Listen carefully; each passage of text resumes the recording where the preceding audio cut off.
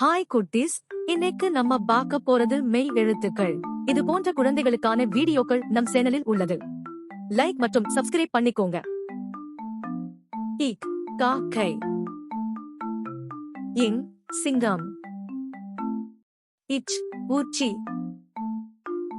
inch இஞ்சி, it பட்டம், என் வண்டு, இத் நத்தை, இந்த் பந்து,